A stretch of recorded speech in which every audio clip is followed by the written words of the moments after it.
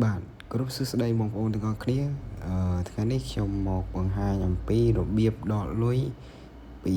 កម្មវិធី Rock ចូលទៅក្នុងកាបូបលុយ NC Wallet ជាដំបូងយើងចូលទៅកាន់កម្មវិធី Rock យើងសិនមកrồiហើយយើងនឹងឃើញ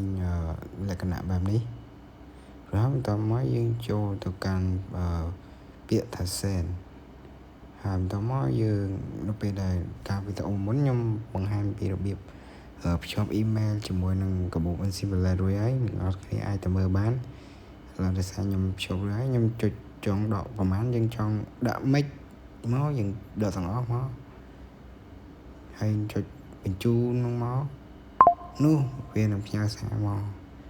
រួចហើយយើងចូលទៅមើលក្នុងកាបូប NC Wallet របស់យើងធ្វើការវាយ password នោះយើងឃើញថាលុយវាបានចូលមកក្នុងកាបូប NC Wallet យើងហើយហ្នឹងហើយអ្នកនរគ្នាខ្ញុំមានតែប៉ុណ្្នឹងឯង